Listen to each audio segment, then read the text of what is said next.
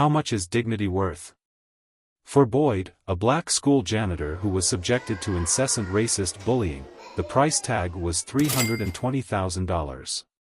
But the real cost?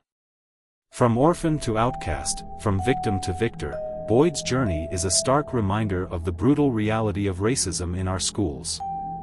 But it is also a powerful testament to the power of the human spirit. Are you ready to witness a story that will shake you to your core? Boyd stared at his reflection in the cracked mirror, his work uniform hanging loose on his frame. The stark fluorescent light cast harsh shadows on his face, accentuating the lines of worry etched around his eyes. This wasn't how he had imagined his life would turn out. Growing up in an orphanage, Boyd had always been an outsider. The other children formed tight-knit groups, but he remained on the fringes, never quite fitting in. As he grew older, the challenges only intensified. Racial prejudice followed him like a persistent shadow, coloring every interaction and opportunity. Boyd's childhood was a constant struggle against economic hardship. While his peers dreamed of college and careers, he focused on more immediate concerns: where his next meal would come from, how to afford new shoes when his old ones wore through. The orphanage provided the bare necessities, but anything beyond that was out of reach. Despite the odds stacked against him, Boyd refused to give up. He threw himself into his studies, determined to create a better future. Late nights hunched over second-hand textbooks became his norm. While other teenagers hung out at the mall, Boyd worked part-time jobs, saving every penny he could. Statistics paint a grim picture for children who grow up in orphanages. Only 3% go on to earn a college degree, and many struggle with homelessness, addiction, and mental health issues in adulthood. Boyd was acutely aware of these numbers, using them as fuel for his determination rather than accepting them as his fate. Years of hard work finally seemed to pay off when Boyd secured a steady job and a small apartment. He even managed to buy a used car, a symbol of his hard-won independence. But just as he thought he was gaining ground, disaster struck. Thieves broke into his apartment, taking what little he had. His car, his lifeline to work, was stolen from right outside his building. Standing in his ransacked apartment, Boyd felt the weight of despair threatening to crush him. Everything he had worked so hard for was gone in an instant. But as he looked at the shattered remains of his possessions, a spark of defiance ignited within him. He had overcome worse odds before. This setback wouldn't define him. With renewed determination, Boyd decided to start over. He scanned job listings, his eyes landing on an opening for a school janitor. It wasn't glamorous work, but it offered stability and a chance to rebuild. Boyd carefully filled out the application, his hand trembling slightly as he signed his name. To his relief, the school called him in for an interview. Boyd put on his best clothes, a slightly worn suit he had found at a thrift store, and presented himself with quiet confidence.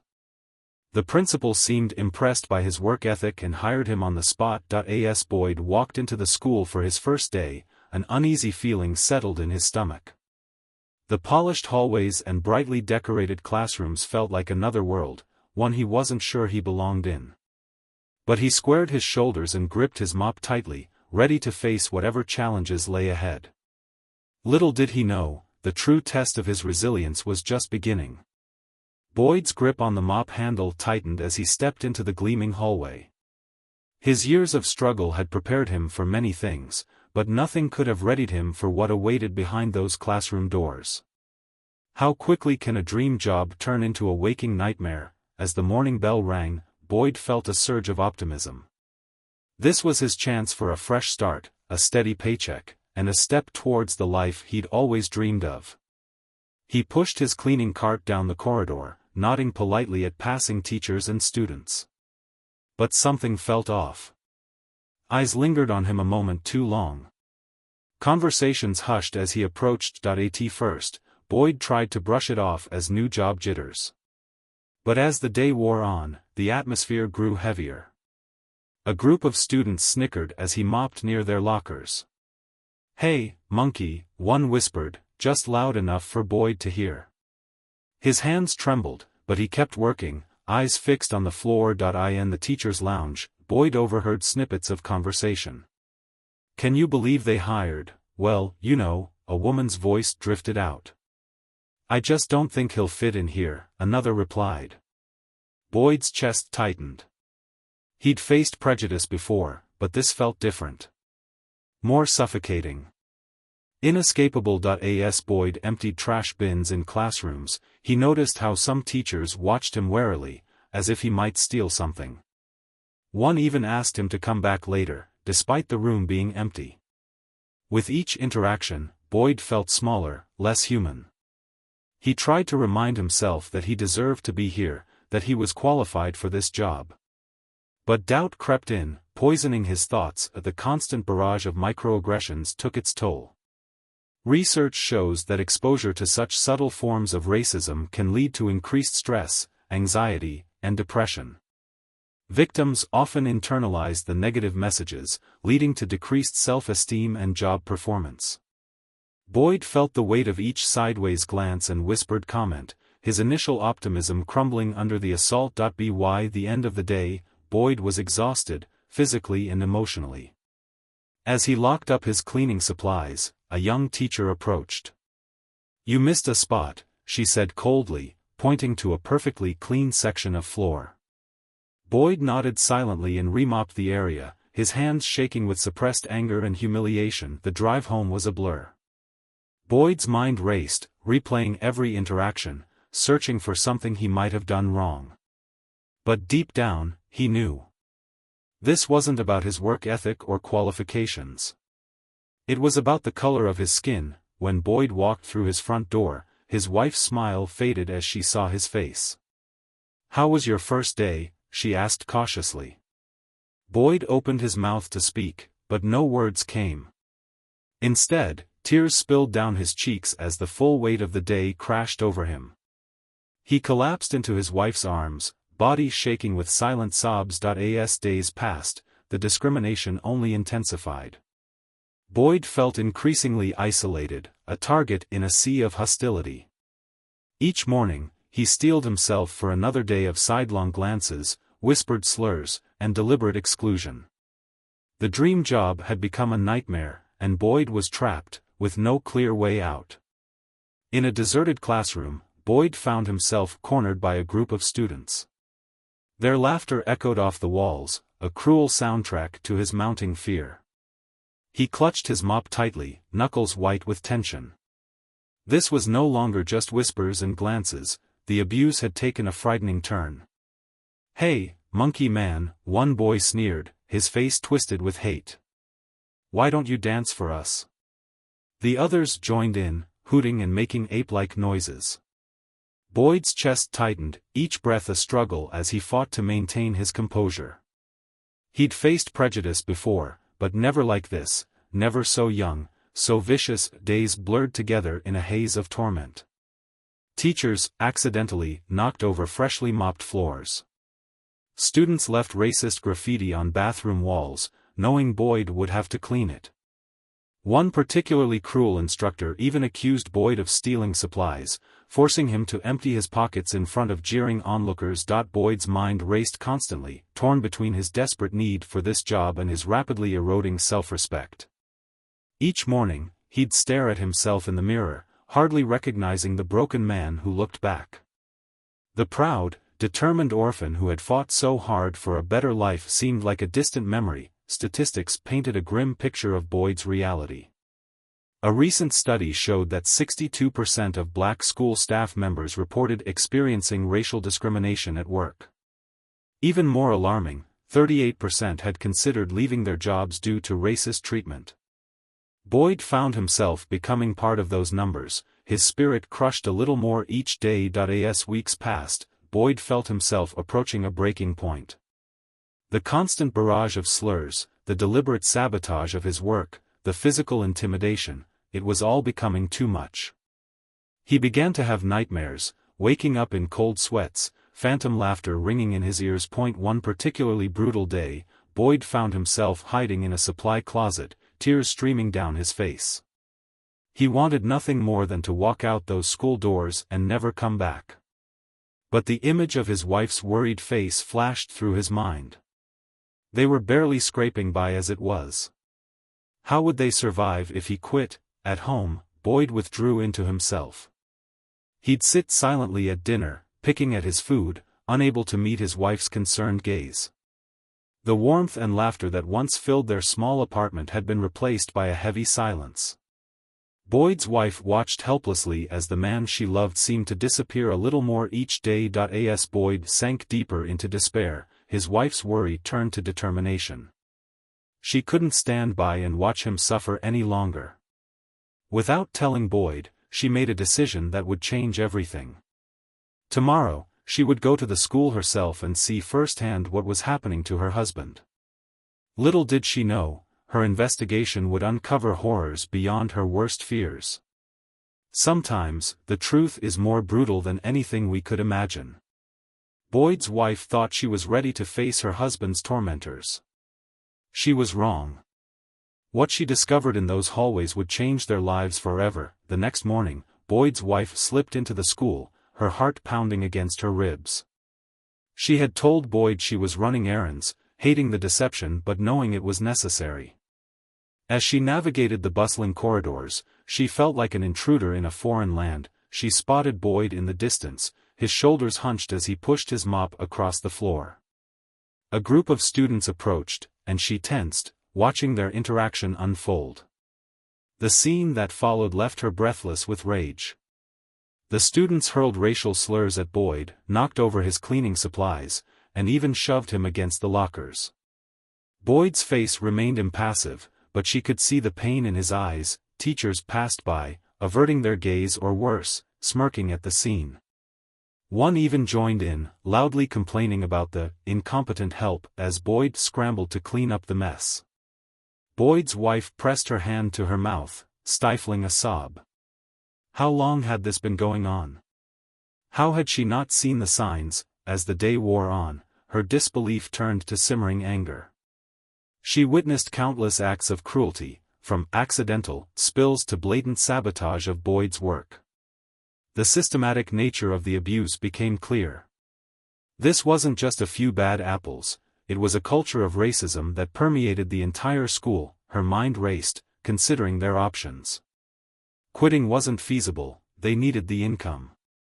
Reporting to the administration seemed futile given the widespread nature of the problem.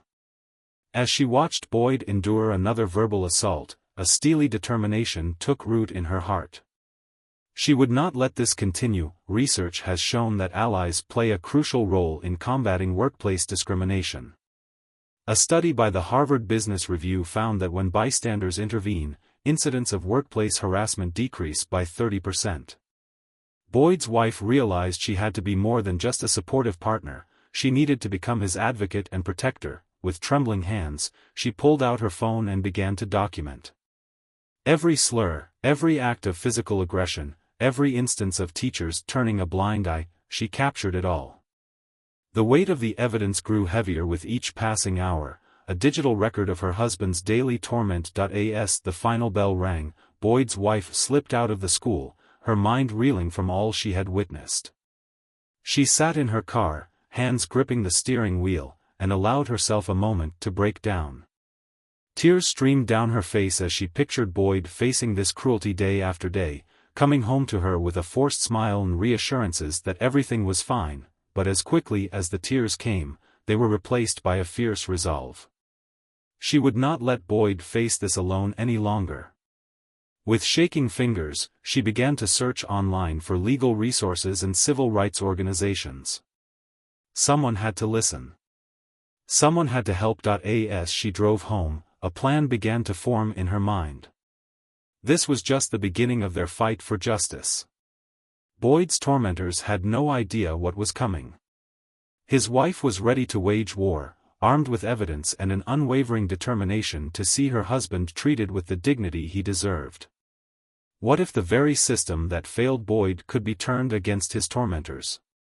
A chance encounter with a brilliant legal mind was about to transform their fight from hopeless to unstoppable. Boyd's wife sat across from the lawyer, her hands trembling as she clutched a folder bursting with evidence.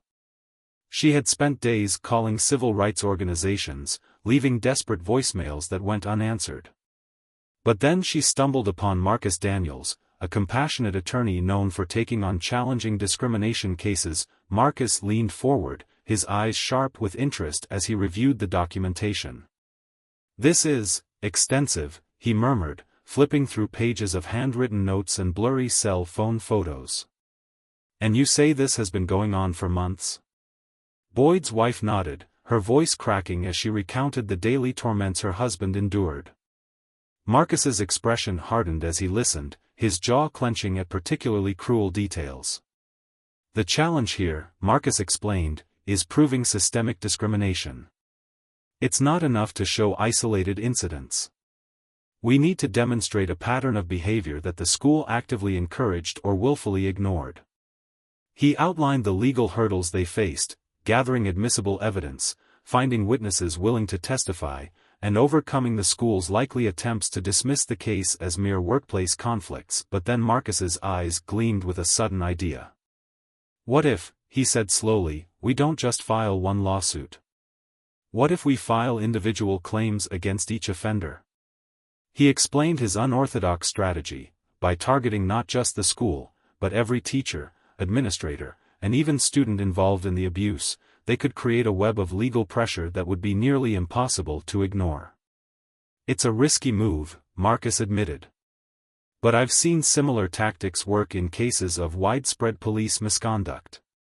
By holding individuals accountable, we force the institution to confront its systemic issues." Boyd's wife felt a spark of hope ignite in her chest. For the first time in months, she saw a path forward, a way to fight back against the cruelty that had nearly broken her husband. Marcus outlined their next steps, meticulously documenting every incident, identifying all involved parties, and gathering any potential witnesses. "This won't be easy," he warned. "We're going up against a deeply entrenched system. But if we're thorough, if we build an airtight case, we have a real shot at justice." As Boyd's wife left the office, her mind raced with a mix of determination and anxiety. The task ahead seemed monumental, but she was ready for the fight. She thought of Boyd, of the light that had dimmed in his eyes, and her resolve strengthened. Over the next weeks, Boyd's wife and Marcus worked tirelessly. They pored over school records, interviewed sympathetic staff members in secret, and built a comprehensive timeline of the abuse. Each new piece of evidence felt like ammunition in their arsenal of justice. Meanwhile, the halls of Boyd's school buzzed with their usual activity. Teachers gossiped in break rooms, students passed notes in class, and administrators focused on test scores and budgets. None of them realized that a legal storm was brewing, one that would soon shatter their complacent world and force a long-overdue reckoning with the racism that poisoned their institution. In the digital age, injustice leaves a trail. For Boyd's wife, every pixel of video and every scrap of paper became a weapon in her arsenal against discrimination. But as the evidence mounted, so did an unexpected cost. How much of her own humanity would she have to sacrifice to see justice done? Boyd's wife sat at the kitchen table, her eyes bloodshot from hours of staring at her laptop screen. The glow of the monitor illuminated her determined face as she meticulously logged each incident of abuse her husband had endured.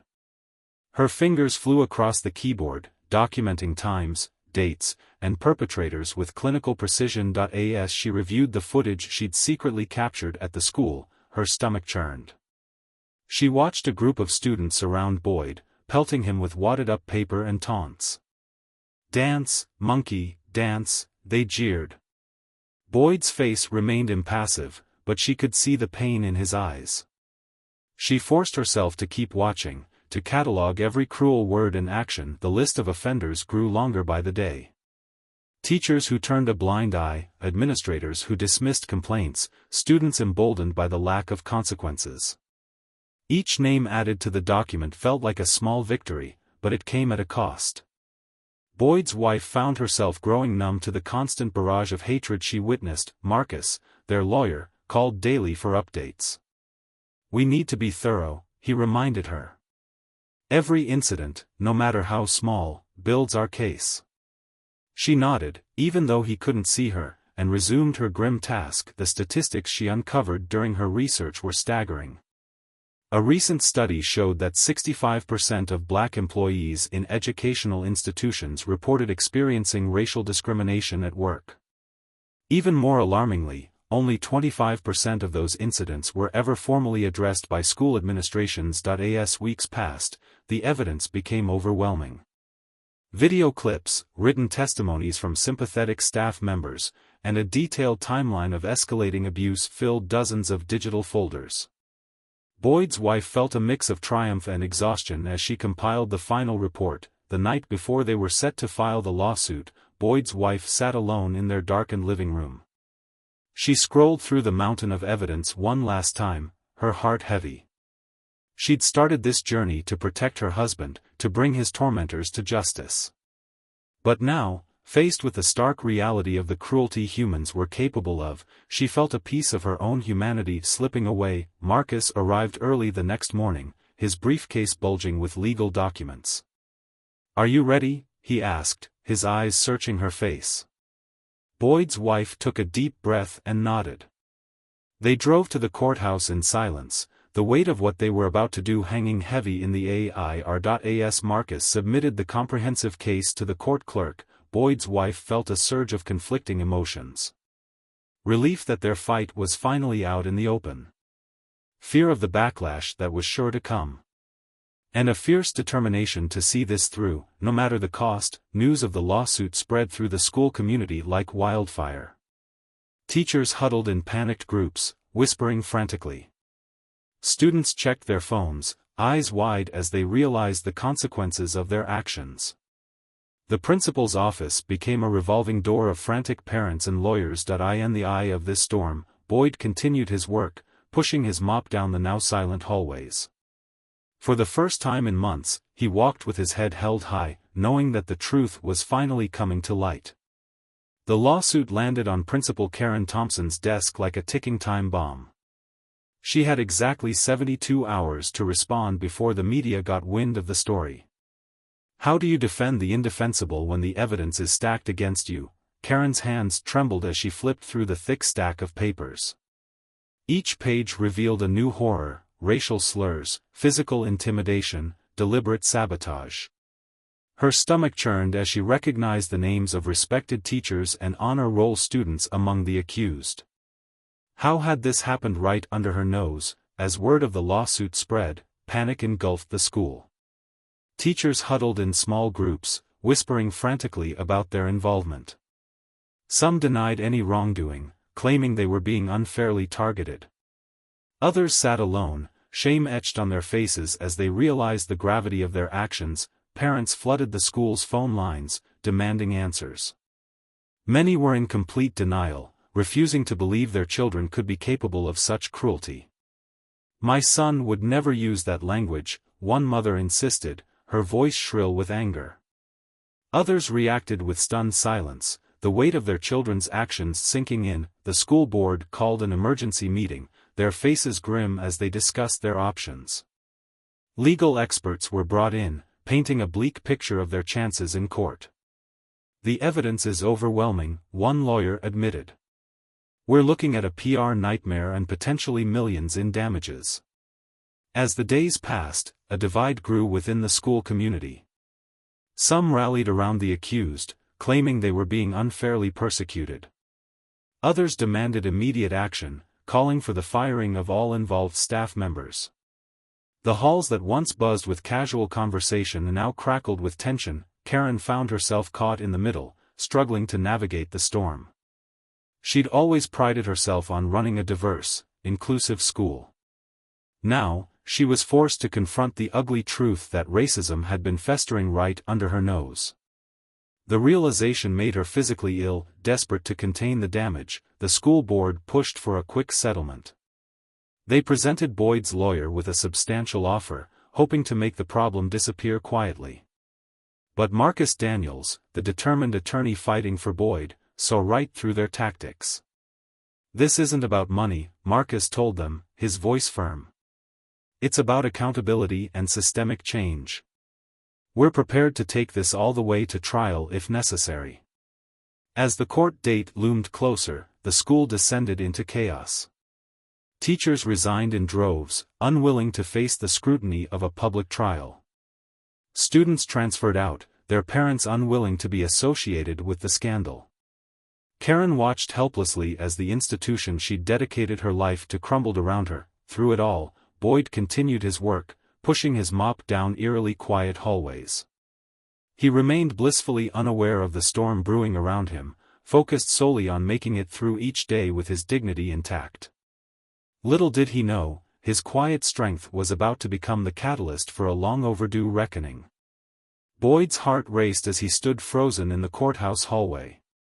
His mind struggled to make sense of the scene unfolding before him. Just hours ago, he had been pushing his mop down the school corridors, trying to ignore the usual taunts and whispers.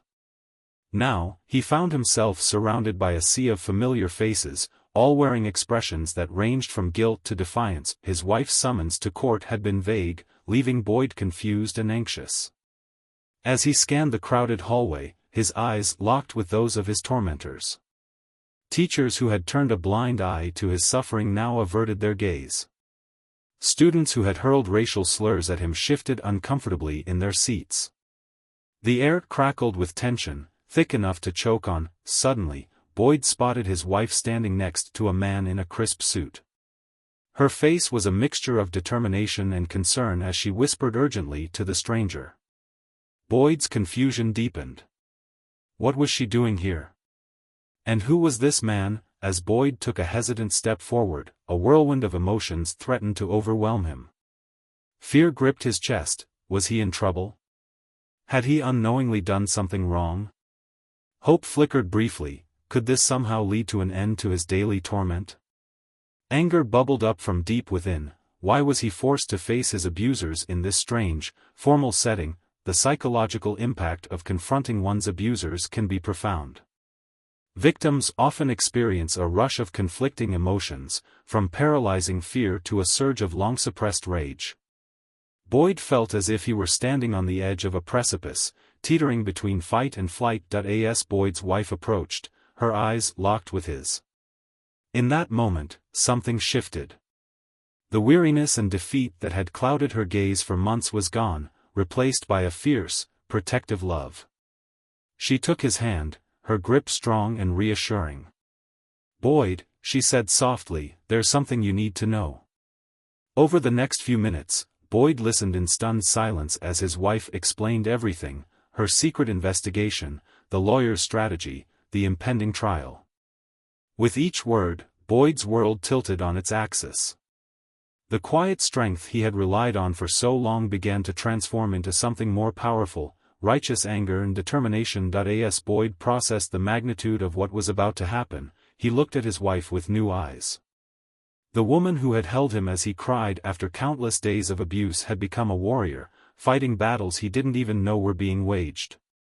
Her strength awoke something in him, a resolve he thought had been beaten out of him long ago. The courthouse doors swung open, and a bailiff called for the proceedings to begin. Boyd straightened his shoulders, a newfound courage coursing through his veins. As he stepped into the courtroom, flanked by his wife and their lawyer, he felt ready to face his tormentors and demand the justice he deserved. The trial was about to begin, and with it, Boyd's chance to finally stand up and be heard. The gavel's sharp crack echoed through the courtroom, signaling the start of a trial that would test the limits of justice in the face of systemic racism. As Boyd took his seat, he couldn't help but wonder, would this be the day that changed everything, or just another disappointment in a long line of injustices? Marcus Daniels, Boyd's attorney, approached the jury box with purpose. His opening statement painted a vivid picture of the daily torment Boyd had endured. He spoke of racial slurs hurled casually in hallways, of deliberate sabotage to Boyd's work, and of the crushing weight of constant discrimination. As Marcus spoke, Boyd felt a lump form in his throat, reliving each painful memory. The defense attorney tried to downplay the incidents, arguing they were isolated events blown out of proportion. But as the evidence mounted, their case began to crumble. Video footage captured by Boyd's wife played on screens throughout the courtroom, leaving no doubt about the pervasive nature of the abuse. Boyd's hands trembled as he took the stand. He spoke softly at first, recounting his journey from orphan to school janitor. But as he delved into the details of his mistreatment, his voice grew stronger. He described the student who had cornered him in an empty classroom, mocking him with ape-like noises. He recounted the teacher who had accused him of theft, forcing him to empty his pockets in front of jeering onlookers. As Boyd testified, he noticed a change in the courtroom. Some of the accused shifted uncomfortably in their seats, unable to meet his gaze. Others sat stone-faced, their eyes cold and defiant. Boyd's wife watched from the gallery, tears streaming down her face as she heard the full extent of what her husband had endured. Other witnesses took the stand, corroborating Boyd's account. A sympathetic teacher spoke of the toxic culture that had taken root in the school. A student, voice quavering with remorse, admitted to participating in the harassment, describing how peer pressure and unchecked racism had fueled their actions. As the trial progressed, the defense's attempts to discredit Boyd's character fell flat. His impeccable work record and the mountain of evidence left little room for doubt. The jury listened intently, their expressions a mix of shock and growing resolve. In his closing argument, Marcus reminded the court that this case was about more than just Boyd. It was about confronting the systemic racism that had been allowed to fester unchecked. He urged the jury to send a message that such behavior would no longer be tolerated. The jury's deliberation felt endless. Boyd sat with his wife, their hands clasped tightly, praying for justice. When the verdict was finally read, a hush fell over the courtroom. "We, the jury, find in favor of the plaintiff, Boyd Jackson." As the judge announced the damages, a staggering $320,000, Boyd felt a weight lift from his shoulders. It wasn't just about the money. It was vindication, a public acknowledgement of the wrong that had been done to him. As he embraced his wife, Boyd realized this was more than just a personal victory. It was a step towards change, a beacon of hope for others who had suffered in silence. $320,000 can buy a lot of things, but can it purchase peace of mind? For Boyd and his wife, the compensation was just the beginning of a complex journey towards healing and new beginnings. The courthouse steps faded into the distance as Boyd and his wife drove away from the scene of their legal victory. The weight of the check in Boyd's pocket felt both liberating and burdensome. They had won, but at what cost?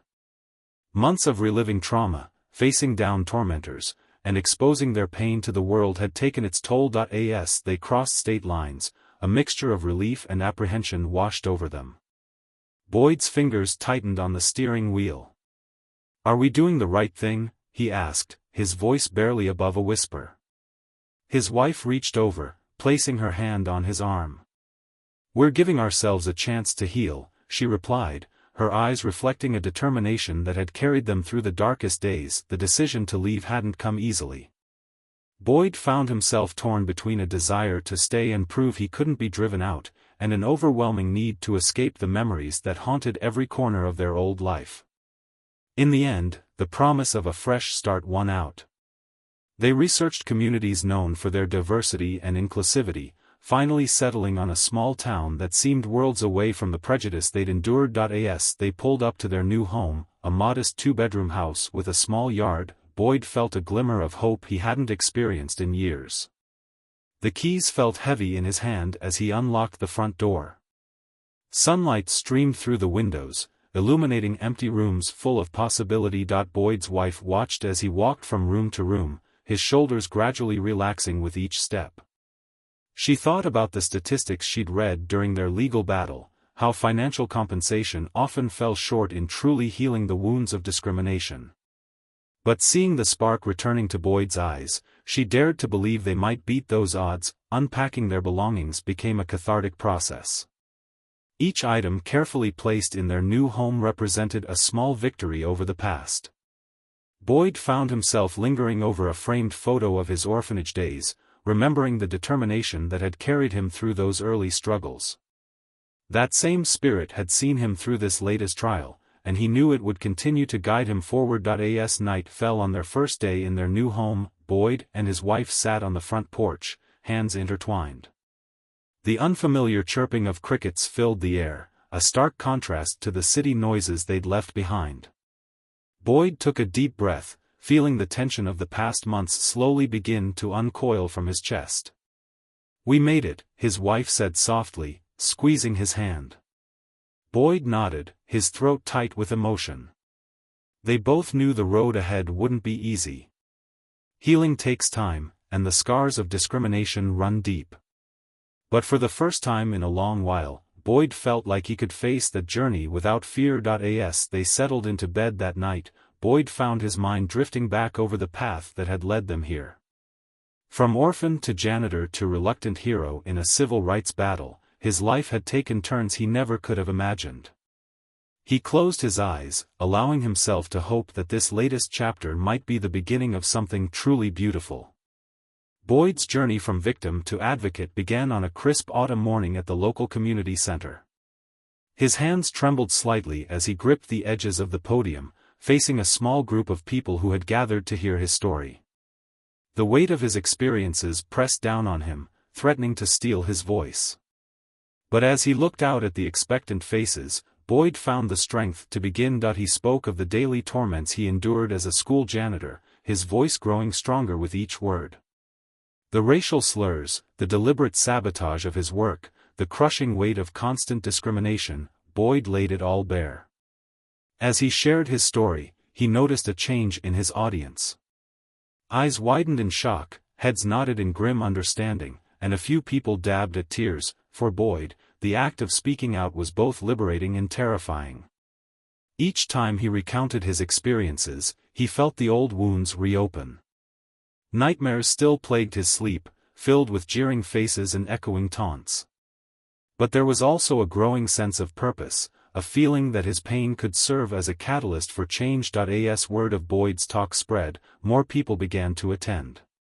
Among them were others who had faced similar discrimination, a young woman pushed out of her job due to racist policies, a teenager bullied at school for the color of his skin. Boyd's story resonated with them, giving voice to their own struggles and fears. One day, a middle-aged man approached Boyd after a session, his eyes brimming with tears. "I've been silent for so long," he confessed. "But hearing you speak, it's given me the courage to fight back." Stories like these fueled Boyd's determination. He realized that his individual act of resistance was creating ripples, inspiring others to stand up against injustice. Boyd's advocacy work didn't stop at sharing his story. He began researching civil rights laws, learning about the legal protections available to victims of discrimination. He connected with local organizations fighting for racial equality, offering his first-hand experiences to strengthen their campaigns. Slowly but surely, Boyd was transforming from a victim into an empowered activist. The journey wasn't easy. There were days when the memories overwhelmed him, when the thought of facing another audience filled him with dread. But Boyd pushed through, drawing strength from the community he was building and the changes he was witnessing.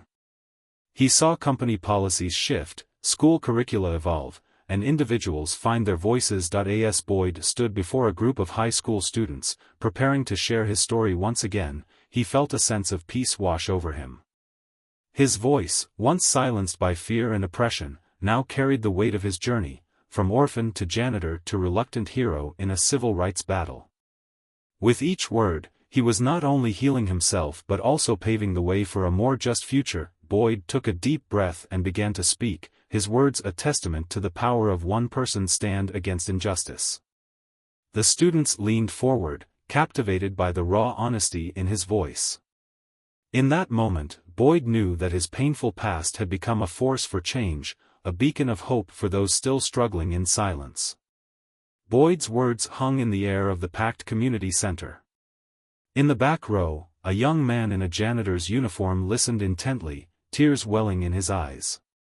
As Boyd described the racial slurs and sabotage he endured, the janitor saw his own daily struggles reflected back at him. For the first time, he felt seen. Boyd's case had sent shockwaves through the community. Schools and businesses scrambled to update their anti-discrimination policies, desperate to avoid similar lawsuits. Diversity training became mandatory for all staff. Anonymous reporting systems were implemented, giving employees a way to safely speak out against racism. but change didn't come easily. Resistance bubbled beneath the surface. Some teachers grumbled about walking on eggshells, while others dismissed the whole affair as an isolated incident blown out of proportion. In staff meetings, heated debates erupted over what constituted racism versus harmless jokes. Still, undeniable progress emerged. The school board created a task force to address systemic racism, bringing in experts to examine everything from hiring practices to disciplinary policies. They discovered troubling patterns. Black staff were disproportionately assigned to menial tasks, while black students faced harsher punishments for the same infractions as their white peers. In response, the board implemented a series of reforms. They established mentorship programs for students of color and actively recruited more diverse teaching staff. The janitorial staff, once invisible, now had representation at every board meeting. Boyd's bravery inspired others to come forward. In the months following his case, reports of workplace discrimination rose by 37% across the state. People who had suffered in silence for years finally felt emboldened to speak out. The young janitor who had listened to Boyd's story was one of them. With shaking hands, he filed a formal complaint against his supervisor, detailing years of racist comments and unfair treatment. His case, building on the foundation laid by Boyd, led to further policy changes and the supervisor's eventual dismissal. As awareness grew, so did the momentum for change. Community groups organized workshops on recognizing and combating everyday racism. Local businesses pledged to diversify their leadership. The ripple effect of Boyd's stand against injustice spread far beyond the walls of his former school, yet challenges remained. For every step forward, there seemed to be pushback. Anonymous online forums buzzed with resentment, accusing Boyd and others of playing the race card. Some companies implemented superficial changes without addressing deeper cultural issues, but for Boyd and those he inspired, there was no going back. Each new voice that spoke out against discrimination added to the growing chorus demanding real, lasting change. As Boyd watched the young janitor who had been moved by his story now speaking to his own group of listeners, he felt a surge of hope. The road ahead was long, but they were no longer walking it alone. Boyd's journey from silent victim to outspoken advocate is a testament to the transformative power of standing up against injustice. His story lays bare the harsh reality of racial discrimination that still festers in our institutions, while simultaneously offering a glimmer of hope for meaningful change. As Boyd found his voice, he inspired others to break their silence. The ripple effect of his courage spread far beyond the walls of his former workplace, touching lives and challenging long-held prejudices. Yet the road ahead remains long and fraught with obstacles. Boyd's experience serves as a stark reminder that the fight against racism is far from over.